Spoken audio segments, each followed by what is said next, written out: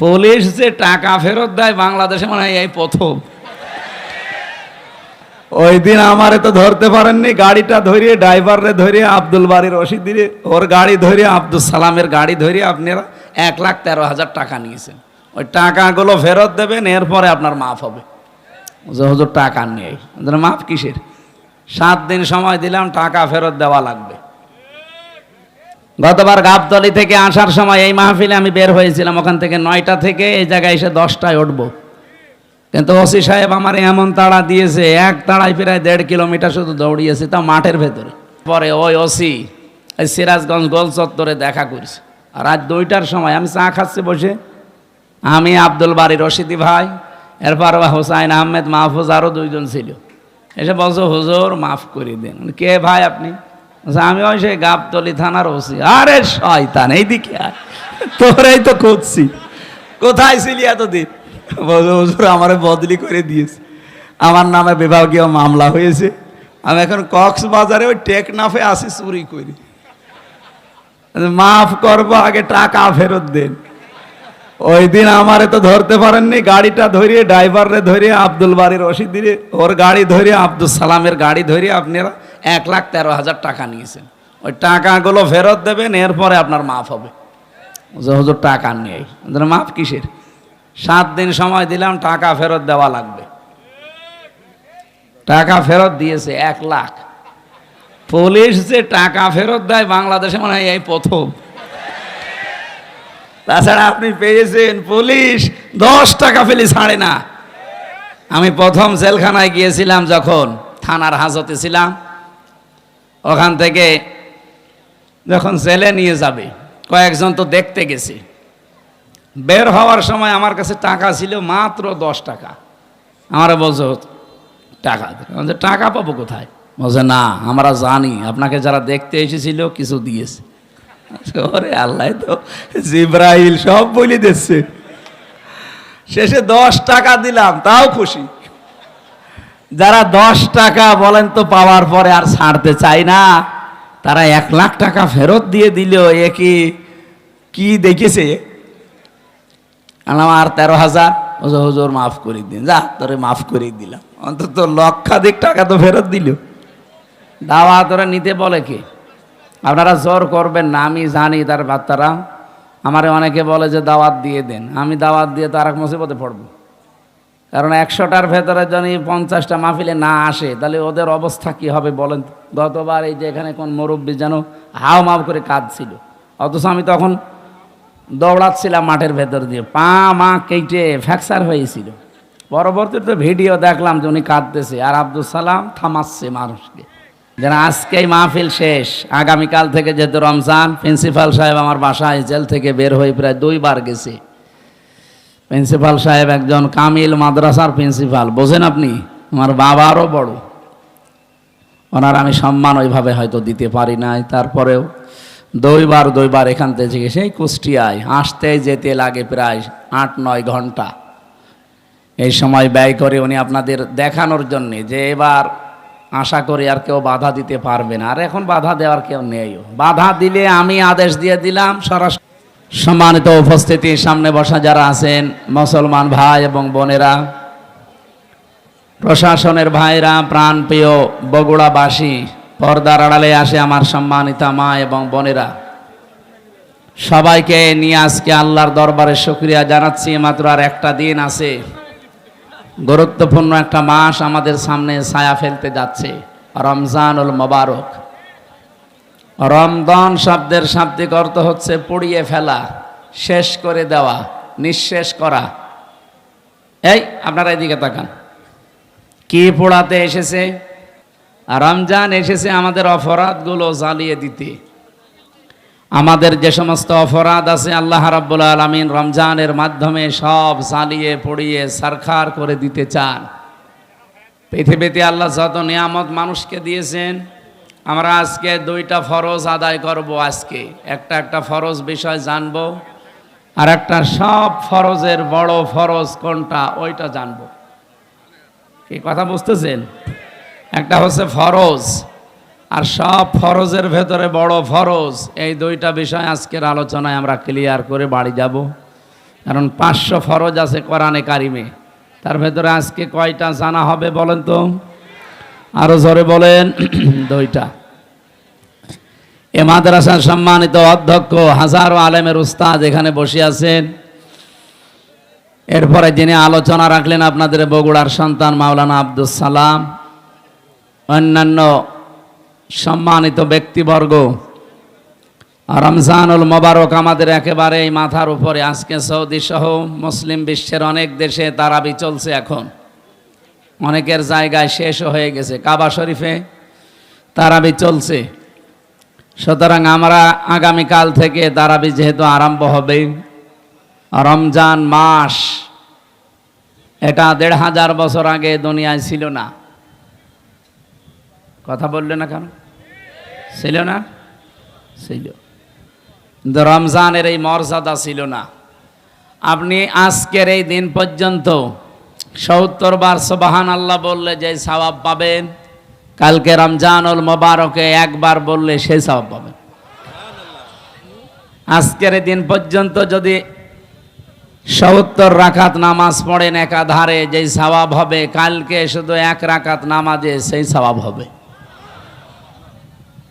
সুতরাং আমরা এমন একটা বরকতময় মাস পেতে যাচ্ছি। সবচাইতে গুরুত্বপূর্ণ হচ্ছে শাহরু রমাদান, এই সেই মাস যার নাম রমজান। আল্লাযী উনজিলা ফীহিল কোরআন, যে মাসে আল্লাহ কোরআনে কারিম নাজিল করেছেন।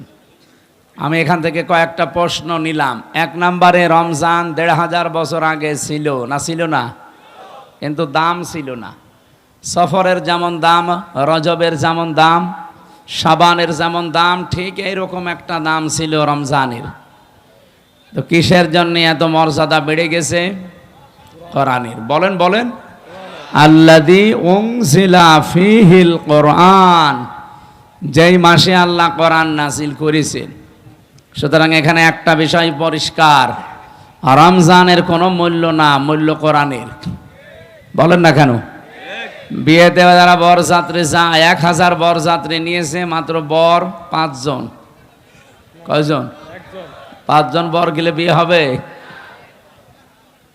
এই আপনারা কথা বলেন, কি সমস্যা? কি চুপ করেন না? এটা ইবাদত চলছে এখন, ইবাদতের মতো। নামাজ একটা ইবাদত। নামাজে দাঁড়িয়ে এদিক ওদিক একটু হালকা তাকানো যায়, একটু হালকা গল্প করা যায়। তো ওইটা যদি না যায়, এখানে যাচ্ছে কোন কায়দা? এখান থেকে যান, আর লাগবে না, বসেন।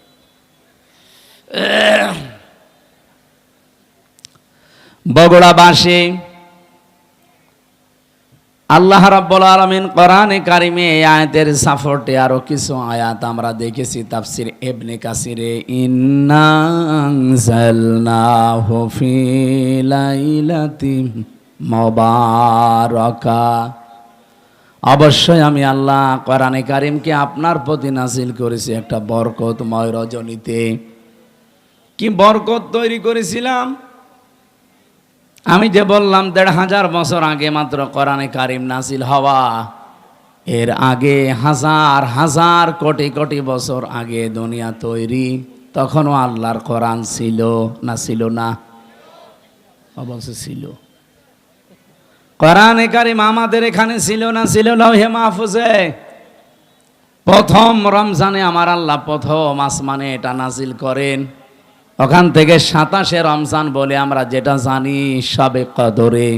ইন্না আনজালনাহু ফি লাইলাতিল কদর, অবশ্যই কোরআনে কারিম আমি নাজিল করেছি লাইলাতুল কদরে। ওমা আদরাকা মা লাইলাতুল কদর, হে নবী আপনি জানেন এটা কি? লাইলাতুল কদরি খায়রুম মিন আলফি শাহর। এখানে আলেম আছে যেহেতু, কামিল মাদ্রাসা, খেয়াল করেন। আল্লাহ আলফুন শাহরুন দেননি যে 1000 বছর, আল্লাহ দিয়েছেন আলফুন শাহরুন। 1000 বছর এটা নাই, দুইটাই যেহেতু অনির্দিষ্ট, এই জন্য এটা শুধু 1000 বছর হবে না, এটা হাজার হাজার বছর হবে। তাফসিরে মুফাসসির জানাতে চেয়েছেন হাজার হাজার বছরও পৃথিবীর মানুষের যে উপকার হয়নি, সৃষ্টি জগতের যে কল্যাণ হয়নি, কোরআন যেদিন নাজিল হয়েছে ওই দিন আমার আল্লাহ তামাম পৃথিবীর উপরে তার চাইতে বেশি কল্যাণ করেছেন। কি কল্যাণ দিলেন আল্লাহ!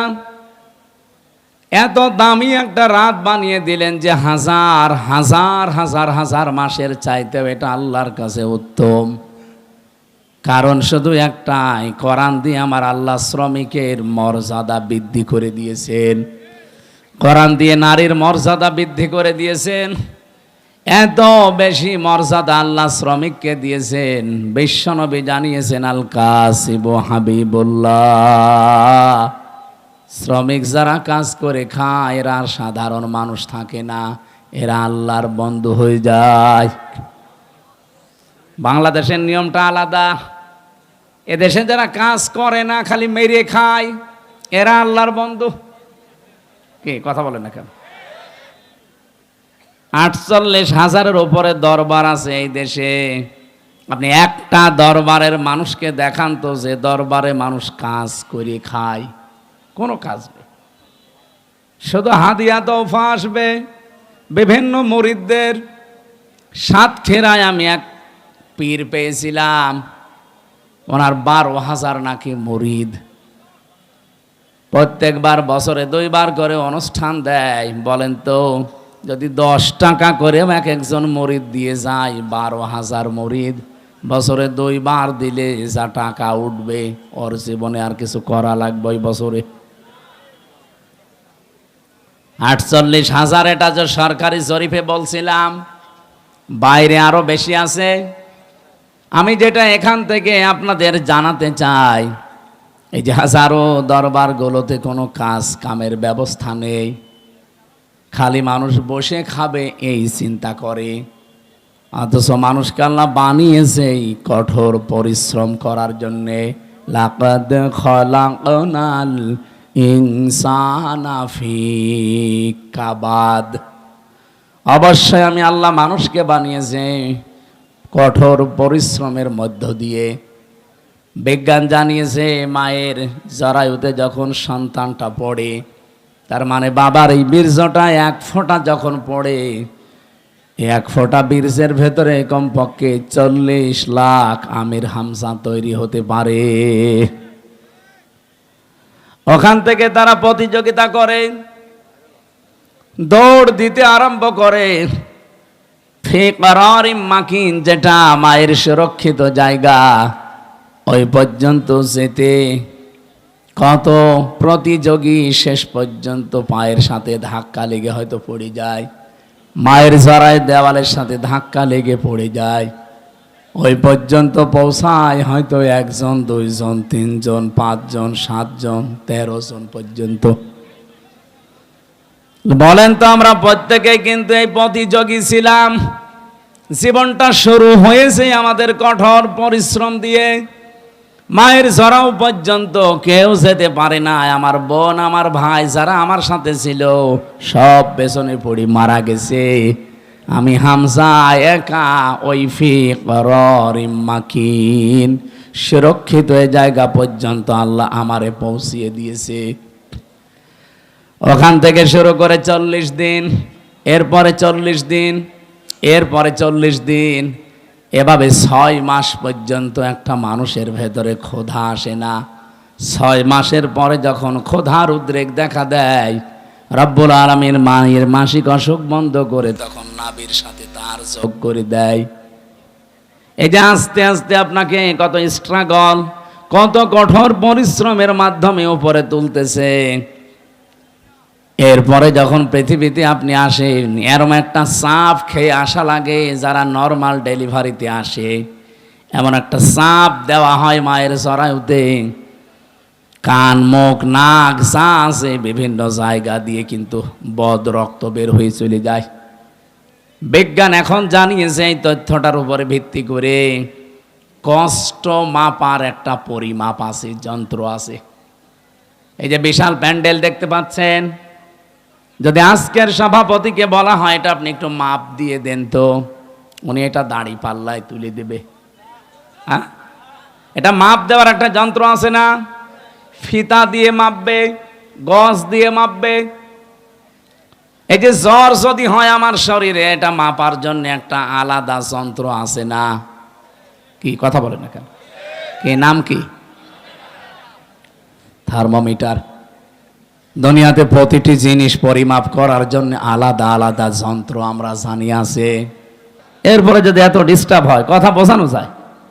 গতবার গাবতলী থেকে আসার সময় এই মাহফিলে আমি বের হয়েছিলাম, ওখান থেকে 9টা থেকে এই জায়গায় এসে 10টায় উঠবো, কিন্তু ওসি সাহেব আমার এমন তাড়া দিয়েছে, এক তাড়ায় প্রায় 1.5 কিলোমিটার শুধু দৌড়িয়েছে, তা মাঠের ভেতরে। এই আগস্টের 5 তারিখের পরে ওই ওসি এই সিরাজগঞ্জ গোল চত্বরে দেখা করেছে। আর রাত 2টার সময় আমি চা খাচ্ছি বসে, আমি, আব্দুল বারী রশিদি ভাই, এরপর হোসাইন আহমেদ, মাহফুজ, আরও 2জন ছিল। এসে বলছো হুজুর মাফ করে দিন। কে ভাই আপনি? আমি ওই সেই গাবতলী থানার ওসি। আরে শয়তান, এইদিকে আয়, তোরাই তো খুঁজছি, কোথায় ছিলি এতদিন? বলছো হুজুর আমারে বদলি করে দিয়েছে, আমার নামে বিভাগীয় মামলা হয়েছে, আমি এখন কক্সবাজারে ওই টেকনাফে আসি চুরি করি, মাফ করবো, আগে টাকা ফেরত দেন। ওই দিন আমারে তো ধরতে পারেননি, গাড়িটা ধরিয়ে, ড্রাইভারে ধরিয়ে, আব্দুল বারী রশিদিরে ওর গাড়ি ধরিয়ে, আব্দুল সালামের গাড়ি ধরিয়ে আপনারা 1,13,000 টাকা নিয়েছেন। ওই টাকাগুলো ফেরত দেবেন, এরপরে আপনার মাফ হবে। হুজুর টাকা নেই, মাফ কিসের? 7 দিন সময় দিলাম, টাকা ফেরত দেওয়া লাগবে। টাকা ফেরত দিয়েছে 1 লাখ। পুলিশ যে টাকা ফেরত দেয় বাংলাদেশে মনে হয় এই প্রথম। তাছাড়া আপনি পেয়েছেন পুলিশ 10 টাকা ফেলে ছাড়ে না। আমি প্রথম জেলখানায় গিয়েছিলাম যখন থানার হাজতে ছিলাম, ওখান থেকে যখন জেলে নিয়ে যাবে কয়েকজন তো দেখতে গেছে, বের হওয়ার সময় আমার কাছে টাকা ছিল মাত্র 10 টাকা। আমারে বলছো টাকা, টাকা পাবো কোথায়? বলছে না আমরা জানি আপনাকে যারা দেখতে এসেছিল কিছু দিয়েছে। ওরে আল্লাহ, তো জিব্রাইল সব বলে দিচ্ছে। শেষে 10 টাকা দিলাম, তাও খুশি। যারা 10 টাকা বলেন তো পাওয়ার পরে আর ছাড়তে চাই না, তারা 1 লাখ টাকা ফেরত দিয়ে দিল। এ কি দেখেছে? আমার 13,000। হুজুর মাফ করে দিন, যা তোরে মাফ করে দিলাম, অন্তত লক্ষাধিক টাকা তো ফেরত দিল। তো সেই জায়গা থেকে আজকের এই ডোমন পুকুর। আমি এর আগেও 1বার না 2বার এসেছিলাম। ওই আপনাদের ওই যে কি এমপি ছিল একজন, বাবলু সাহেব, উনি থাকতে। এরপরে তো 3 বছর গেল ভেতরে, আসতে পারি নাই। গত বছর আসার চেষ্টা করেছিলাম। অনেকেই খারাপ ধারণা করেন দাওয়াত নিয়ে আসে না। না, আমার এই রেকর্ড বাংলাদেশে নেই। আমি হাসপাতাল থেকেও বলি যে দরকার হয় অ্যাম্বুলেন্সে করে নিয়ে যেয়ে বসিয়ে রাখেন, ওদেরকে খালি চেহারা দেখি আমি আবার ভর্তি হব। তো আমি শুনলাম যে গতকাল যিনি মাহফিলে দাওয়াত নিয়েছিলেন, ওই যে সেই ছোট হুজুরটা, ওটা নাকি আসে নাই। ও পরশু দিনও আমার সাথে ছিল পাবনায়, আসে নাই। এর আগে ছিল আমার সাথে ময়মনসিংহ, আসে নাই। কি করে কি দাওয়াত ওরা নিতে বলে কি? আপনারা জোর করবেন না, আমি জানি তার বাচ্চারা। আমারে অনেকে বলে যে দাওয়াত দিয়ে দেন, আমি দাওয়াত দিয়ে তার এক মুসিবতে পড়ব। কারণ 100টার ভেতরে যদি 50টা মাহফিলে না আসে, তাহলে ওদের অবস্থা কি হবে বলেন? গতবার এই যে এখানে কোন মুরব্বী যেন হাও মাও করে কাঁদছিল, অথচ আমি তখন দৌড়াচ্ছিলাম মাঠের ভেতর দিয়ে, পা মা কেটে ফ্র্যাকচার হয়েছিল। পরবর্তীতে ভিডিও দেখলাম যে উনি কাঁদতেছে, আর আব্দুল সালাম থামাচ্ছে মানুষকে। সুতরাং এই সেই বগুড়া। আমি সেই দিন থেকেই নিয়ত করেছিলাম যদি সময় পাল্টাইতে বাংলাদেশে এই মাহফিল দিয়ে শুরু হবে। যেন আজকে এই মাহফিল শেষ, আগামীকাল থেকে যেহেতু রমজান, প্রিন্সিপাল সাহেব আমার বাসায় জেল থেকে বের হয়ে প্রায় 2বার গেছে। প্রিন্সিপাল সাহেব একজন কামিল মাদ্রাসার প্রিন্সিপাল, বোঝেন আপনি, আমার বাবারও বড়। ওনার আমি সম্মান ওইভাবে হয়তো দিতে পারি নাই, তারপরেও 2বার এখান থেকে সেই কুষ্টিয়ায় আসতে যেতে লাগে প্রায় 8-9 ঘন্টা। এই সময় ব্যয় করে উনি আপনাদের দেখানোর জন্যে যে এবার আশা করি আর কেউ বাধা দিতে পারবে না। আর এখন বাধা দেওয়ার কেউ নেই। বাধা দিলে আমি আদেশ দিয়ে দিলাম, স্বরাষ্ট্রমন্ত্রীর ওই আদেশ ফেলবেন, কারণ ওটা একটা ক্যান্সার। ওটা কি? ও ক্যান্সার বাঁচিয়ে রাখলে তো শরীর নষ্ট হয়ে যাবে। কোরআনের জন্য এই দেশটা টিকে আছে। আপনি কি টের পাচ্ছেন? এই দেশটা কোরআনের জন্য টিকে আছে, আর এখানে কোরআন থাকবে। ৯৬% মুসলমান আমরা এই দেশে। কি নামাজ কম বেশি না পড়তে পারি, রোজা না রাখতে পারি, কোরআন শরীফ সম্পর্কে কিছু বললে দল বেদল নেই, তারে দেখে নেব। কারণ কিয়ামতের দিন কোন কোরআন শরীফ যদি বলে আল্লাহ আমি এর পক্ষে, তুমি মাফ করে দাও, আল্লাহ বলেন যা মাফ করে দিলাম। এদিনে কোরআন যেন বিপক্ষে না যায়। আল কোরআনও হুজ্জাতুল লাকা ওয়া আলাইকা। কোরআন যার পক্ষে সাক্ষী দেবে আল্লাহ তাকে জান্নাত দিয়ে দেবে, যার বিপক্ষে যাবে ও যত বড় পীরের মুরিদ হোক ও জাহান্নামে যাবে। এই জন্য আব্দুল বারী রশিদি সাহেবের উপরে, আব্দুল সালামের উপরে যাদের রাগ, মন খারাপ, ভুল বোঝেন না, এটা আমাদের কোনো দোষ নেই। কোরআন শরীফ আমি মাথায় নিয়ে বলতে পারি, আমি ১০০% চেষ্টা করেছিলাম। ওখানে আমি ৮টা থেকে ৯টা ১ ঘন্টা কথা বলেছি গাবতলিতে, ওটা ঠিক মতো হয়ে গেল। সেই দিনে মনে হয় প্রধান অতিথি ওখানকার আওয়ামী লীগের একজন সভাপতি না কি যেন উনি ছিল। ওর পরে এখানের একজন ভিপি ছিল প্রধান অতিথিকে আমি জানি না, শাহিন না কি না, ওনারে আমি কল দিয়েছিলাম ওই দৌড়াতে দৌড়াতে। উনি বলছে হুজুর আপনি আসলে আমি তুলতে পারবো না, তা আপনি যদি না পারেন আমি যাবো কোথায়? শেষে সিএনজি দিয়ে, মোটর সাইকেল দিয়ে কোথা থেকে সিরাজগঞ্জ পর্যন্ত পালিয়ে। এইভাবে হয়। আর আপনারা রাগ করেন যে উনি আসলো না, আমি আসবো কি করে? আমার তো আসতে দেয়নি। এই জন্যে এখন বলছে আসেন, এই মাইক দিয়ে দিলাম, এখন মাইক কেড়ে নেন। কোন মায়ের দুধ খেয়েছেন আমি দেখবো, আসেন। মাইক ছেড়ে দিলাম, কেড়ে নিন।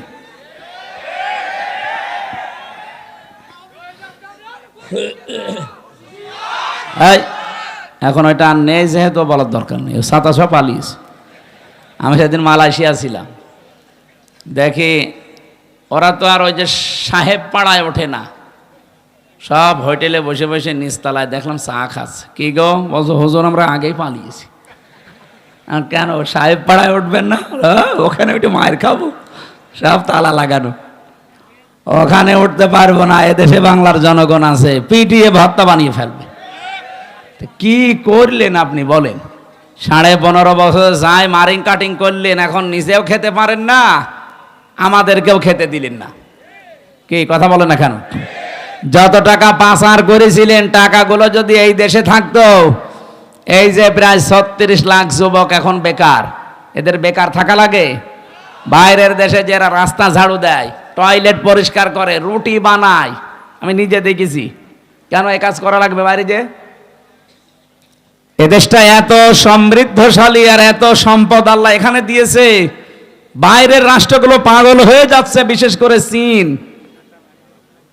চীন তো পাগল হয়ে যাচ্ছে দেশটাকে উন্নত করার জন্য, শুধু টাকা ঢালবে। আপনি টাকা নেই তো কি দেখে ঢালবে তারা? এতদিন যে মানুষগুলো দায়িত্বে ছিল, আমাদের যারা ছিল এরা তো না, দায়িত্ব তো পালন করেছে দাদারা যা বলেছে তাই করেছে। ওরা আমাদেরকে ভয় দেখাতো আমরা নাকি না খেয়ে মারা যাবো। আরে ভাই, আমাদের বছরে 1 মাস না খেয়ে থাকা ফরজ। কালকে থেকে 1 মাস না খেয়ে থাকা কি? বলেন কেন? আল্লাহর হুকুম তো আছেই, আরো 27টা কায়দা আছে। রব্বুল আলামিন বলেন ওয়াং তাসুমু খায়রুল লাকুম ইন কুনতুম তা'লামুন। যদি তোমরা রোজা রাখো, সিয়াম সাধনা পালন করো, তোমাদের জন্যই ভালো হবে, উপকার হবে যদি তোমরা বোঝো। আয়াতটা নিয়ে চিন্তা ভাবনা করলাম, না খেয়ে থাকার ভেতরে আবার উপকার কি? কষ্ট হইতো। কি না খেয়ে থাকার ভেতরে তো কষ্ট, উপকার কিসের? 2টা বিষয় আমি পেয়েছি। 1 নম্বরে রব্বুল আলামিন বলেন রমজানের দ্বারা যেহেতু আমার উদ্দেশ্য মানুষ তাকওয়া অবলম্বন করবে, ইয়াউমা নাহশুরুল মুত্তাকিনা ইলার রহমানি ওয়াফদা। সূরা মারইয়ামের 85 নম্বর আয়াত। কিয়ামতের ওই ময়দানে যখন লক্ষ কোটি কোটি মানুষেরা হাজির হবে, ওই ময়দান থেকে কিছু মানুষকে আল্লাহ আলাদাভাবে অতিথি বানিয়ে রায়ান নামক দরজা দিয়ে প্রবেশ করাবে। তারা হচ্ছে মুত্তাকি। বলেন তো রোজা রাখার দ্বারা উদ্দেশ্য কি? মুত্তাকি বলেন বলেন। এর পরের আয়াতে দেখেন, ওয়ানাসুকুল মুজরিমিনা ইলা জাহান্নামা ওয়িরদা। রব্বুল আলামিন বলেন যারা পাপিষ্ঠ এদেরকে আমি আল্লাহ তৃষ্ণার্থ, ওয়িরদা মানে তৃষ্ণার্থ ক্ষুধার্ত অবস্থায় ধাক্কা দিতে দিতে জাহান্নামের দিকে নিয়ে যাব। আমি চিন্তা করলাম ওয়িরদা দিল কেন আল্লাহ? এমনিতেই ধাক্কা দেন, আমি জাহান্নামে পড়ে যাই, আবার আমাকে দুর্বল করবেন, তৃষ্ণার্ত করবেন, ক্ষুধার্ত অবস্থায় নিয়ে যাবেন কেন? আমার ছোট্ট মাথায় এসেছে এখান থেকে পৃথিবীতে আল্লাহ রোজা দেওয়ার পেছনে যত কারণ তার অন্যতম কারণ ধনীদেরকে আল্লাহ বোঝাতে চায় যে না খেয়ে থাকলে কি হয় দেখ। যেহেতু মানুষেরা অনেকেই না খেয়ে থাকে, ক্ষুধার্ত থাকে, তৃষ্ণার্ত থাকে, তাদের ওই দুঃখ কষ্ট যন্ত্রণায় ধনীদেরকে আল্লাহ বোঝানোর জন্যই রোজা দিয়েছেন। এই রোজা যারা রাখে নাই, এই মুজরিম, এই পাপিষ্ঠদেরকে আল্লাহ এমন ধাক্কা দেবে যখন ক্ষুধার্ত এবং তৃষ্ণার্ত থাকবে। বলেন নাউজুবিল্লাহ। রোজা রাখার দ্বারা 3 নাম্বার উপকার যেটা, মানুষ যেহেতু মুত্তাকি হবে, দুনিয়ায় যেহেতু মুত্তাকিদের অনেক কষ্ট হয়, এই জন্যে মুত্তাকি মানুষগুলো শুধু চোখ বন্ধ করতে দেরি হবে। ওয়া উজলিফাতিল জান্নাতু লিল মুত্তাকিনা গায়রা বাঈদ।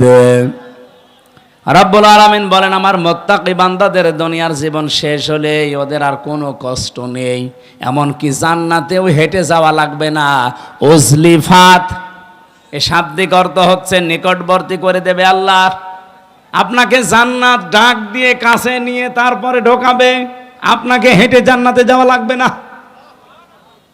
গায়রা বাঈদ, দূরে থাকবে না, জান্নাত আপনার একেবারে কাছাকাছি আল্লাহ পাক পৌঁছিয়ে দেবে।